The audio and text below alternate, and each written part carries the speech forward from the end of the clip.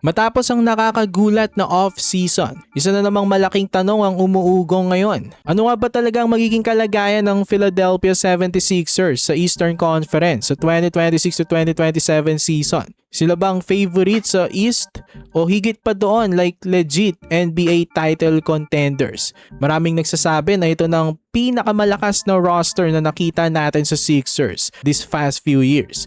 Dahil sa addition nila LeBron James at Jaylen Brown, ang Sixers na siguro ang may pinakamalakas na starting five. So itong Sixers, mayroon na silang young superstar na si Tyrese Maxey. May proven na all-NBA talent na si Jaylen Brown. May generational big man na si Joel Embiid.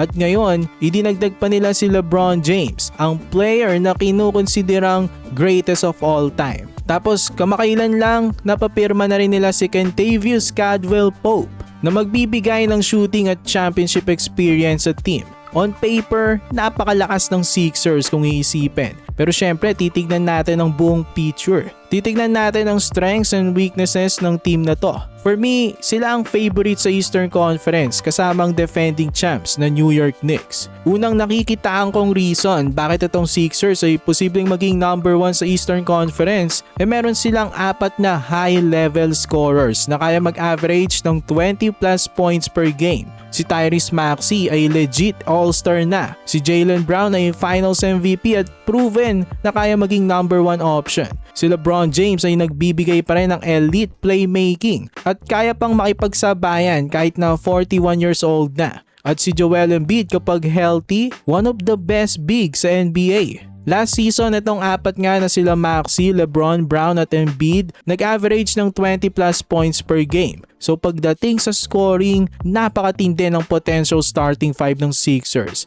Tapos itong Philly, meron silang versatility at two-way players. Ang lineup nila ay may size at athleticism. Itong sila VJ Edgecomb, Jaylen Brown, LeBron James at Joel Embiid ay hindi lang elite scorers kundi mga good defenders rin. Tapos sa kanilang bench, marami pa silang young guns at mga defensive players gaya nito ni KCP. Isang elite 3-and-D wing na may championship pedigree. Magbibigay siya ng spacing, lockdown defense sa perimeter. Tapos nandiyan pang mga young guns na sila Dominic Barlow at Justin Edwards na may mga potential maging elite two-way players. Tapos ang kanilang head coach na si Nick Nurse ay proven na champion coach na alam kung paano i-maximize ang star-heavy team. So tingin ko silang may pinakamahusay na top to bottom roster sa East ngayon. May size, star power, playmaking, veteran leadership at may mga rising stars, young guns gaya nila Maxey at Edgecomb pa. Kompletos recados itong team na to. Ito na atang best team ni LeBron James on paper. Pero syempre magfa-factor pa rin dito ang chemistry. Kahit naman gaano kalakas ang nabuong lineup ng Philly kung walang chemistry, mahihirapan pa rin silang manalo. Pero luckily, mahaba-haba pa ang season so marami silang time para ma-build ang kanilang chemistry bago mag-playoffs. Pero ito naman ang posibleng kahinaan nitong Sixers. Una ang kanilang health. Itong si Joel Embiid ay isang injury prone this past few years. Marami nga siyang games na namintis. Last 3 years, hindi man lang siya nakakaabot ng 40 games. Wala pa sa kalahati yon. So ayun ang number 1 concerning part dito sa Sixers. Tapos pangalawa ang edad ni LeBron at paglo-load management nito. Alam naman natin na may mga times na magpapahinga itong si LBJ at minsan nagkakaroon rin ito ng injury. Ayan ang mga nakikitaan ko na pwedeng maging problema ng Philly next season.